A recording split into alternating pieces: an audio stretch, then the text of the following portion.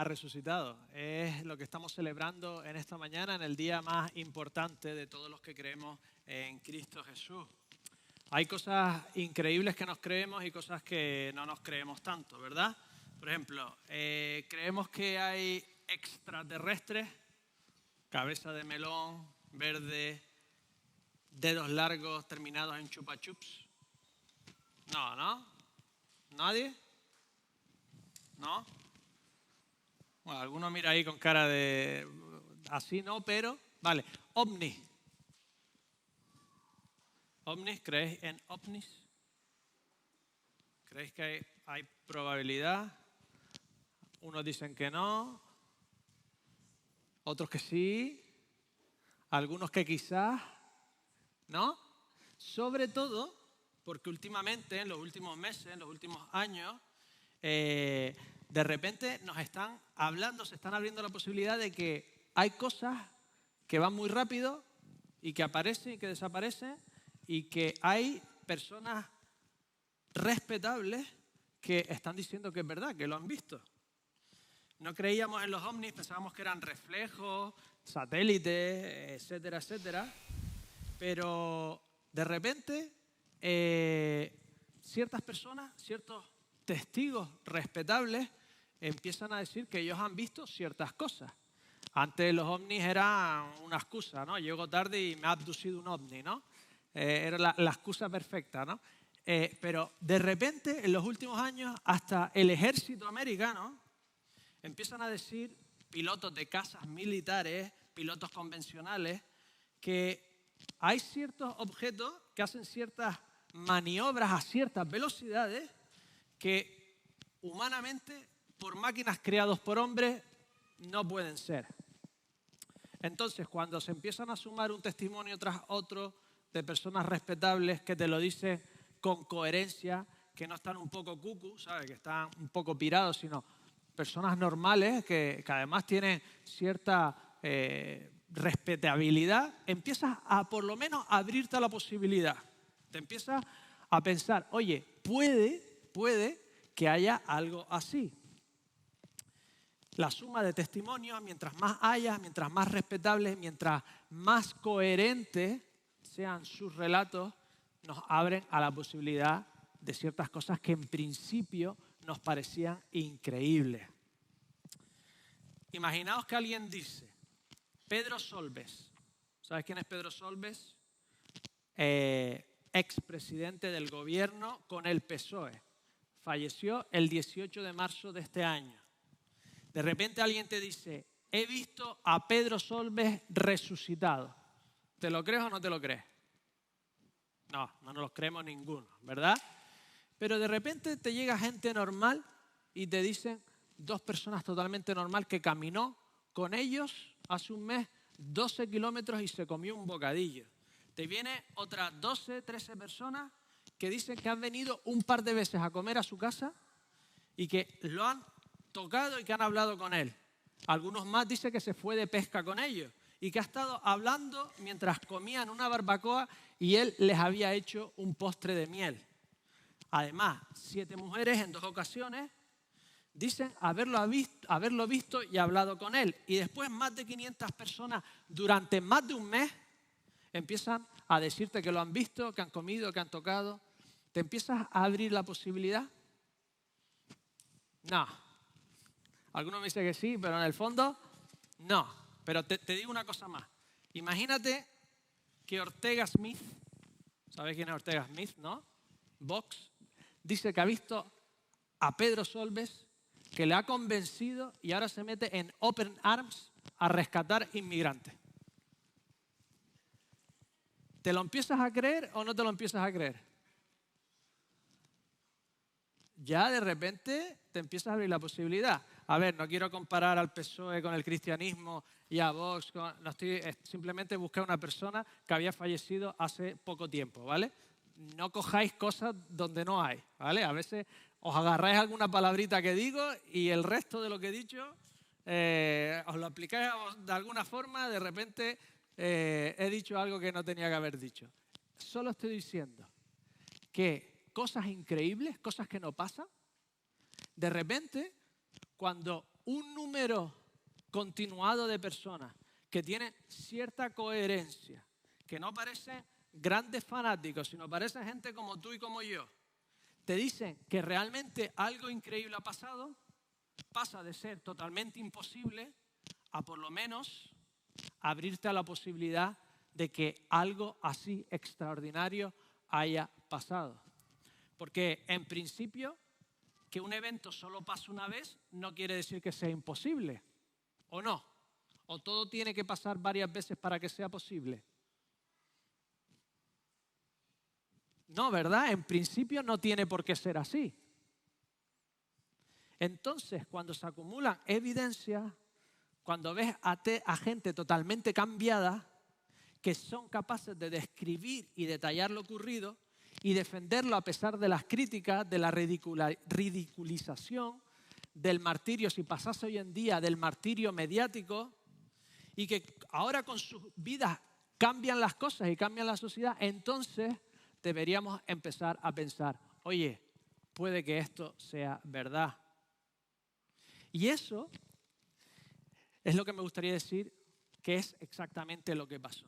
Si tú estuvieses hace 2000 años y te vienen gente diciéndote esta cosa tan extraña que nadie había dicho antes, los judíos no creían en la resurrección de un Mesías, creían que al final de los tiempos todo el mundo volvería a la vida, los griegos no creían en la resurrección del cuerpo, el cuerpo era malo, esto era una idea totalmente novedosa y alguien te empieza a decir que este Mesías que estaba asesinado por sedicioso para los romanos y por ser un blasfemo para los judíos, estaba resucitado físicamente y que era verdad, ¿tú qué hubieses dicho? Enséñame las pruebas, ¿no? Enséñame las fotos. Yo, me lo tienes que enseñar, enséñame algo porque da igual lo que tú me digas. Y eso es exactamente lo que hicieron miles y miles después de la resurrección. Fueron a los testigos oculares y le preguntaron, dime lo que viste, enséñamelo. Dame a leer aquellas cosas que dices que viste. Enséñame los registros de lo que has visto. Y a lo que primero parece imposible, a lo que primero nadie creía, a lo que primero ni judíos ni griegos creían como una posibilidad real, de repente al oír los testimonios, al ver los escritos, al ver las vidas cambiadas, empezaron a abrirse a la posibilidad de que esto fuera real. Y cuando se acumulan las evidencias, llegaban a la conclusión de que eran la explicación más lógica, por muy increíble que les pareciera. Dice el doctor por Oxford, Jeremiah J. Johnston, dice, la muerte de Jesús es el hecho mejor constatado del mundo antiguo. Si no crees que Jesús existió, no puedes creer nada de la historia antigua. Uno necesita comparar a Jesús con los emperadores romanos para encontrar otro personaje histórico que acumule tanta documentación. O te crees a Jesús o no te puedes creer nada del pasado. Bart Ehrman es el académico actual agnóstico que más ataca a los cristianos en su creencia de la resurrección. Es el que aparece ahora en todos los debates en el mundo anglosajón. Esto es lo que dice este autor ateo. Dice, es un hecho incontestable de la historia que Jesús vivió en una provincia del Imperio Romano, que fue crucificado, enterrado en una tumba y que sus seguidores creyeron ver milagros excepcionales, además de verlo físicamente resucitado. Otro autor no agnóstico, sino ateo, Gareth Ludermann, académico alemán, murió en el 21, hace poquito, decía, es un hecho indiscutible que los primeros discípulos creyeron honestamente haber visto a Jesús físicamente resucitado. Ellos cogen los textos que nosotros tenemos aquí y otros de historiadores romanos, judíos y lo que tenemos en el Nuevo Testamento, lo ponen todo junto y llegan a la conclusión de que de verdad Jesús existió. Dice Ehrman que no puedes ser hoy un académico serio si tú no crees eso. O sea, ya ni se toma en serio. Hubieron una época en 1900 y tal que había gente que lo dudaba, pero ya es indiscutible. Él dice que te tienes que creer que estuvo en una tumba, que la tumba la encontraron vacía y que muchas personas dijeron ver a Jesús resucitado. Herman obviamente dice dijeron. Yo creo que vieron realmente a Jesús resucitado. Hay más de 300 menciones de la resurrección en el Nuevo Testamento, de autores diferentes, en contextos diferentes, escritos en años diferentes, muchos de forma independiente. Dice otro experto, si la resurrección fue inventada, si se la inventaron, hicieron un trabajo especialmente desastroso, porque cada testigo añade detalles independientes y puede que hasta contradictorios. La posibilidad es, o lo vieron, o creyeron verlo, si eres agnóstico, o lo vieron, si eres creyente, o se lo inventaron. Se pusieron de acuerdo, de alguna forma, y se inventaron esta patraña, ¿vale? Y han engañado a todo el mundo, ¿de acuerdo? Pero cuando empiezan a estudiar los textos dicen, es que parece que son escritos realmente por testigos oculares. Os lo explico. Imagínate que viene un estudiante con un cuchillo a una clase de universidad, intenta atacarlo, salen por las puertas, sale corriendo por los pasillos, unos lo reducen, lo agarran, lo detienen, otros vienen por detrás, lo ven, no sé qué. Viene la policía y a todos los estudiantes le preguntan qué ha pasado y todos dicen palabra por palabra lo mismo. ¿Qué pensaría la policía? Se han puesto de acuerdo. En todo accidente, en todo asesinato, en todo hecho, si viene aquí, cada uno de nosotros, o muchos de nosotros, diríamos que el cuchillo era así o que era así, según si eres andaluz o no. Cada uno vendría y dijo, lo hizo por aquella cosa, o cada uno tendríamos nuestra propia visión de lo que pasó realmente. Y eso es lo que pasa siempre cuando hay testigos oculares que ven algo. La repetición exacta de las palabras lo que nos da es una sospecha de un preacuerdo, ¿verdad? Eso es exactamente lo que encontramos en los diferentes manuscritos que tenemos de la resurrección de Jesús. Por ejemplo, Mateo 28. ¿Quién llegó primero a la tumba? ¿Quién llegó primero a la tumba? ¿Alguien lo sabe? ¿María qué? María Magdalena, muy bien, estáis empollados. ¿Quién más? Marta no aparece. La otra María, unas cuantas Marías, ¿vale? Las 3 Marías, seguro. ¿Quién más? Vale, Mateo 28, María Magdalena y la otra María. Marcos 16, María Magdalena, María la madre de Santiago y Salomé. Lucas 24, María Magdalena, María la madre de Santiago, Juana, otras mujeres y Pedro.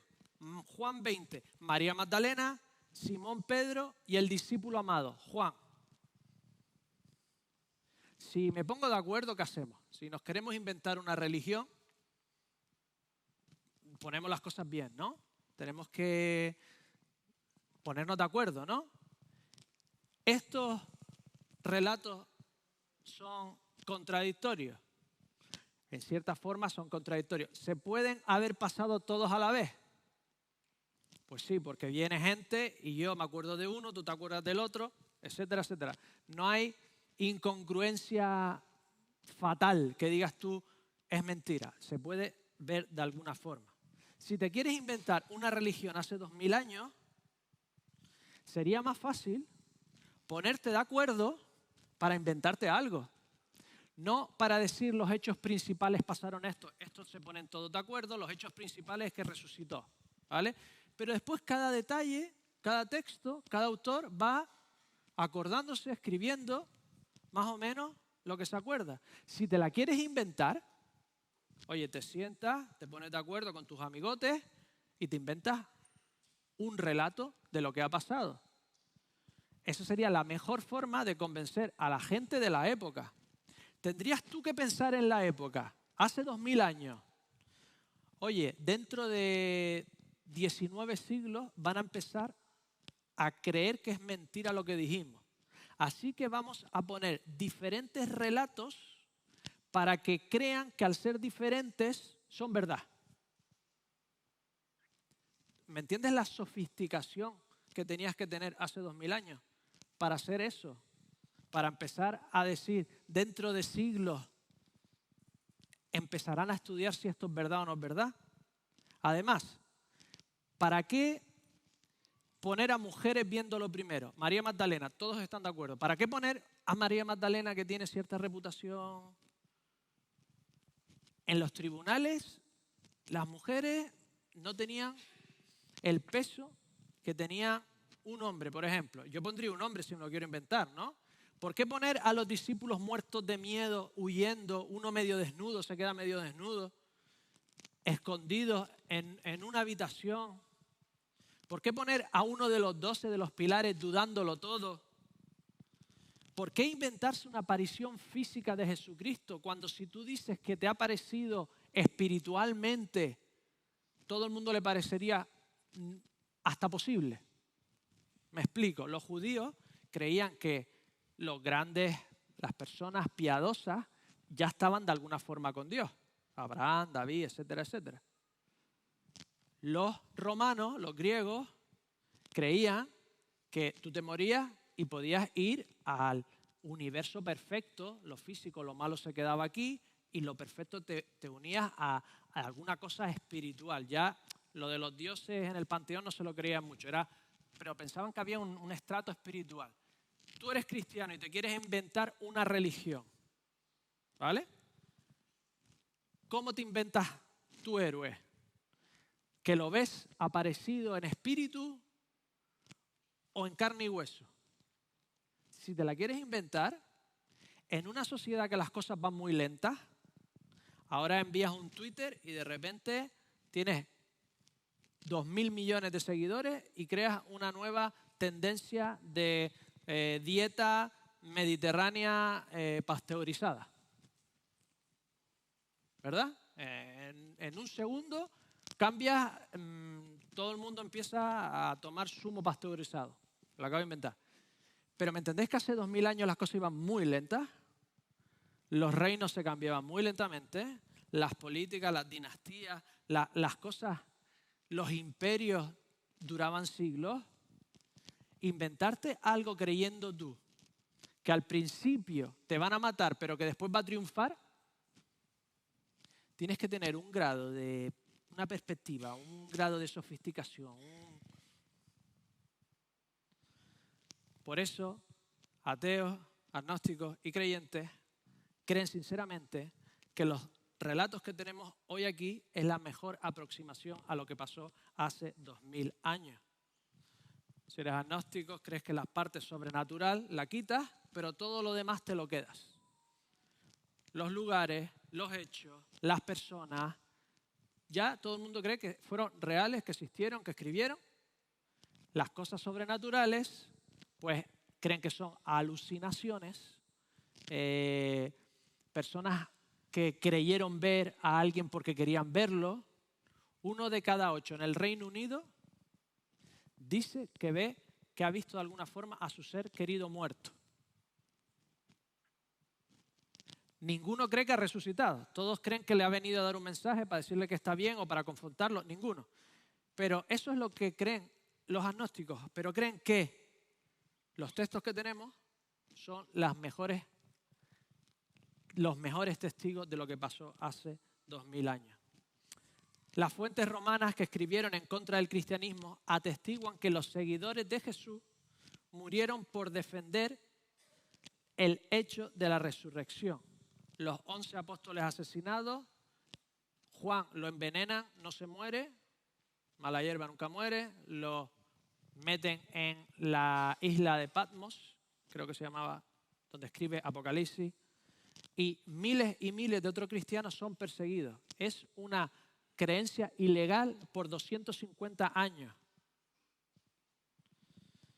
La cantidad de testigos, el testimonio y la realidad de las personas bajo persecución nos hace pensar, nos debería abrirnos a la posibilidad de que esto realmente pasó, de que algo realmente pasó. La mayoría de personas bajo tortura dicen lo que quieras decir, que digan. La mayoría de personas bajo tortura no se mantiene en algo que sabe que es mentira.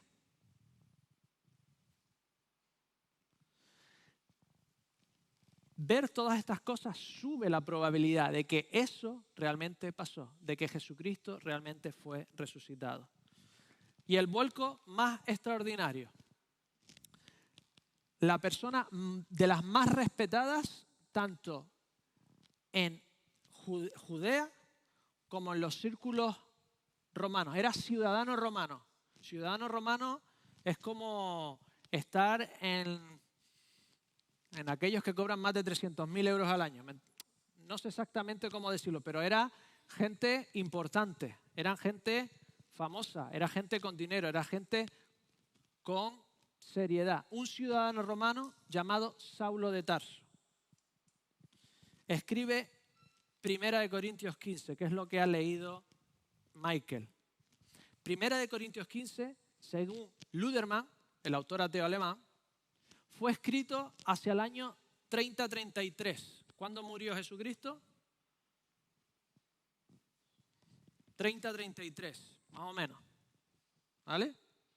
Dice él que esto lo escribió Pablo en el 30-33. Es decir, esto es un Twitter. Pero no solo es un Twitter, sino que la forma en que lo escribió es medio poética, rima, queda bien. Es decir, Ludermann cree que es algo que decían los cristianos, que incluso lo cantaban, o una forma de hablar que repetían. Y Pablo la pone aquí, es decir, es como si estuvieran grabando en vivo. Y nos vemos pegado a la resurrección de Jesús lo que ve un ciudadano romano. Él dice, hay apariciones independientes de Cefas, después de los 12, después a 500, independientemente a Jacobo, el hermanastro de Jesús. Si tú tienes un hermano, normalmente no lo adoras como Dios. Es una tortura hasta que no se va de casa, ¿verdad? Y esto es universal, ¿vale? Que el medio hermano de Jesús que vivió con él lo adorara y muriera apedreado por decir que se le había aparecido resucitado. Lo normal es que te pelees con tu hermano por la herencia, ¿me entiendes? No que mueras por esto. Además, se apareció, a 500 y después dice que se le apareció a Pablo mismo. ¿Quién era Pablo? Hemos dicho, ciudadano romano, gente con dinero, poder y estatus, ¿de acuerdo? Además era de la mejor escuela del judaísmo, de un maestro llamado Gamaliel. Era totalmente respetado en Israel como uno de los grandes. Él además era fariseo, del partido de los buenos, de los que los querían hacer bien y seguir la ley. ¿Vale? Pero era un político astuto, porque fue capaz de hacer coalición, estamos cerca de las elecciones, ¿verdad? Ser capaces de hacer coalición contra el partido contrario, que eran los saduceos, los sacerdotes. Se junta con sus archienemigos para ir en contra de todo aquel que decía que Jesucristo había resucitado. Este se convirtió en el gran azote de la cristiandad, de la iglesia cristiana. Empieza a torturar, matar, apedrear, encarcelar a los cristianos y sus familias y empieza a ir por ahí a secuestrar todo aquel que dice, o todo aquel, a secuestrar a muchos de los que decían que eran cristianos en diferentes lugares. Y de repente este dice que se le aparece Jesús resucitado. Y de repente se hace su mayor seguidor, el mayor baluarte del cristianismo. Es como si estás en la Segunda Guerra Mundial, estás en Alemania y de repente Himmler, el líder de la SS, de la policía secreta nazi, dice que ve algo y se hace rabino. ¿Me entendéis lo descabellado de algo así? Lo increíble que ni siquiera los cristianos se creían que eso fuera verdad. se creían que como era tan inteligente se estaba metiendo para cargárselos a todos, por si había alguno escondido. Hay mucha gente que cree haber visto a un familiar. Es común, ¿vale? 1 de cada 8 en el Reino Unido, ¿vale? Yo creo que es el T. Perdón, Michael. Según Justin Bass, no existe en la literatura gente que vea su máximo enemigo. O sea, lo normal, según la literatura psicológica del tema, es que hay gente que dice haber visto a sus seres queridos fallecidos, en sueños o en visión o en algo, el olor, pero no a tu máximo enemigo. Y de repente está Pablo, uno de las personas más respetadas, diciendo que ha visto realmente a Jesús físicamente resucitado. De repente, lo que parecía increíble empieza a convencer no a decenas, sino a miles y miles de personas. Y de repente cambia el imperio, cambia la sociedad y hace una revolución increíble que ha transformado el mundo desde entonces. Los que dijeron ver a Jesús resucitado en una época muy, muy difícil, empezaron a hacer cosas increíbles. El sano enfermo, cogen los cristianos y se inventan por primera vez en la historia hospicios y hospitales en sus iglesias para cuidar por el enfermo. Él trataba a todo el mundo por igual y de repente Pablo condena a los hacedores de esclavos, a los esclavistas, Gregory de Nisa, en un imperio donde el 20% eran esclavos y se basaba toda la economía en esclavos, pide que haya una abolición de la esclavitud. Jesús elevaba al pobre y al necesitado y de repente en la historia nos cuentan de ciudadanos romanos ricos en la lista Forbes, vendiéndolo todo, pero no vendiéndolo todo como nuestros ricos. Nuestros ricos dan el 10% y son un montón de miles de millones, ¿verdad? Pero no se hacen pobres. Dan un tanto por ciento. Y eso viene por el cristianismo de 2000 años. Pero en esa época, estos ciudadanos romanos súper ricos vendían todo y se hacían pobres. Y empezaban a vivir una vida de humildad y empezaban a hacer algo que nadie jamás en su mente se le había venido a la cabeza anterior a Cristo. Algo realmente extraordinario tuvieron que ver para transformar el mundo, pasase lo que les pasase. Pero claro, hay críticas, ¿verdad? Hay gente que no se lo cree, hay gente que no está convencida. Toda esta mañana te pueden haber traído aquí un poquito de presión, vente que va a cantar un coro y tal, ¿no? Y mira, da igual lo que me cuentes, hay personas que no se lo creen tampoco, ¿vale? Por ejemplo, hay muchas teorías. Hoy en día ya todo el mundo coge el Nuevo Testamento como histórico, menos la parte sobrenatural, ¿vale? Pero los textos, todo el mundo ya los coge, todas las personas serias que estudian en universidades, como textos históricos confiables, ¿vale? Entonces, ¿qué creen que ha pasado? Yo digo dos críticas, hay muchísimas más. Por ejemplo, creen que Jesucristo en la cruz lo bajaron, pero todavía no estaba muerto. Se creían que estaba muerto, pero lo habían bajado vivo. Estaría desmayado, en coma, ¿vale? Entonces lo meten en la tumba y se recupera y sale de la tumba, ¿vale? Esto tiene muchísimas complicaciones, pero si tú ves un cuerpo torturado por romanos y crucificado, después de 3 días que sobrevive, ¿tú te inventas que ese es un hombre, Dios resucitado, al que adorar? ¿O le buscas un médico? ¿Sabes? Como te dejaban los romanos, que no te hacían pupita, sino... ¿No te vendría a la cabeza que era Dios resucitado hecho hombre? O Dios hecho hombre resucitado. Te vendrían muchísimas cosas a la cabeza menos eso. O, por ejemplo, Otra teoría que va en contra. Las mujeres se equivocaron de la tumba. Entre el lloro y las lágrimas no vieron bien dónde estaba y entonces cuando llega María Magdalena y las otras mujeres se equivocaron de tumba, se fueron a la tumba equivocada, ¿vale? Esto es muy difícil por la forma, por las creencias que tenían los judíos. Según los historiadores, los judíos eran expertos en marcar con ciertas marcas, que se encuentran marcas hoy en los lugares de tumba, no solo la tumba donde ibas a enterrar a alguien que tú querías, sino justo el lugar donde estaba, porque al año siguiente su costumbre era coger los huesos y ponerlos en el osilegium, en el osario. Porque los judíos creían, ¿os acordáis de las profecías? Que los huesos muertos recuperaban la carne.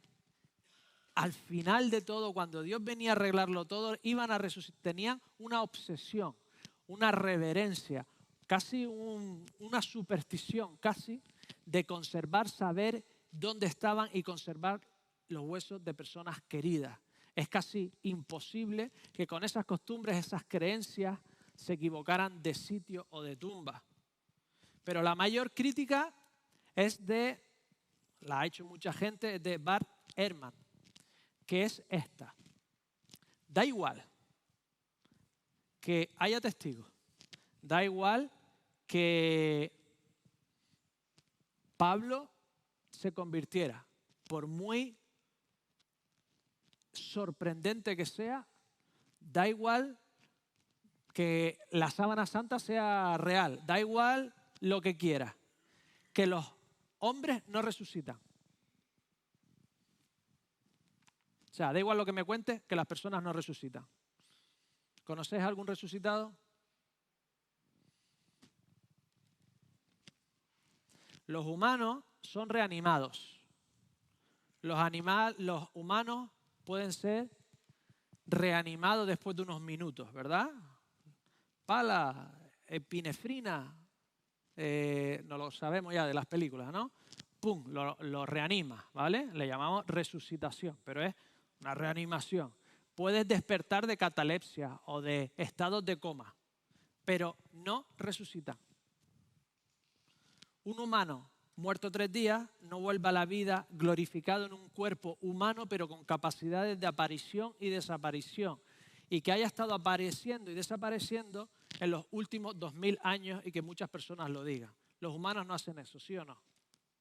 Da igual que te lo diga tu hermano, o te lo diga tu tío, o te lo diga Bill Gates, o te lo diga la NASA. Los humanos no resucitan, ¿o no?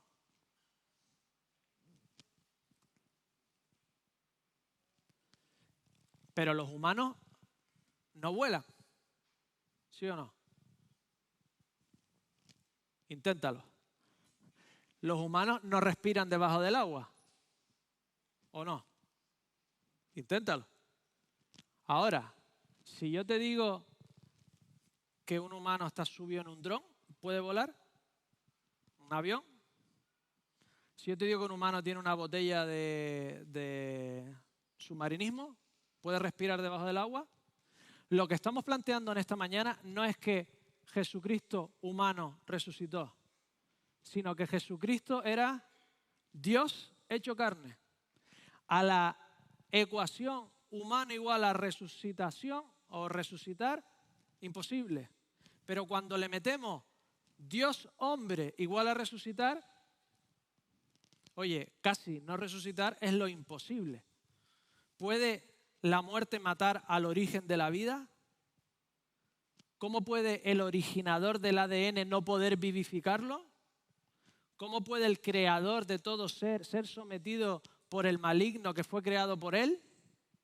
La ecuación Jesús, hombre y Dios, igual a resucitar, ya no es imposible. Si te abres a la posibilidad de que Dios exista y de que Jesucristo sea Dios, entonces lo lógico es que resucitara. Lo increíble es que se quedara en la tumba. Cuando Herman me dice que simplemente la gente no resucita, es verdad. Pero lo que no está teniendo en cuenta es que era Dios mismo en esta tierra. Esto es lo que estamos planteando en esta mañana. Esto es lo que hizo Dios, resucitar al tercer día por el poder de Dios y porque era Dios.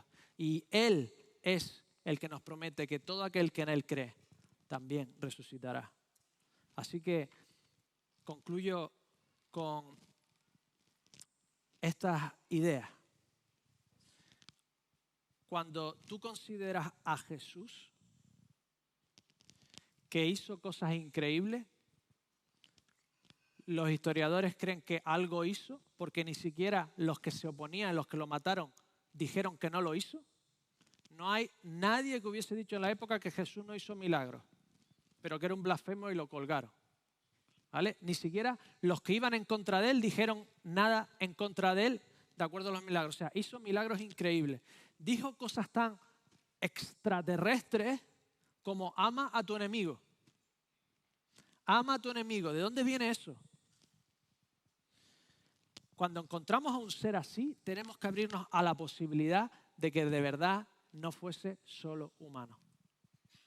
Y cuando sumas las evidencias, los testimonios, la transformación de Pablo y la transformación del mundo, tienes que llegar a la conclusión de que de verdad Jesús resucitó. Amén. Y tengo 3 ideas, 3 aplicaciones que hacer de esto. 1. Si resucitó de los muertos, si tiene poder para resucitar lo muerto, tiene poder para resucitar tu matrimonio muerto, tiene poder para resucitar tu paz mental que ha desaparecido, tiene poder para darte la ilusión por vivir que ya no tienes. ¿Puede hacer estas cosas? Si resucitó, versículo 17 del 15, dice, y si Cristo no resucitó, vuestra fe es vana, aún estáis en vuestro pecado. O sea que si lo ponemos al revés, si resucitó, nuestra fe es real y estamos libres de nuestros pecados.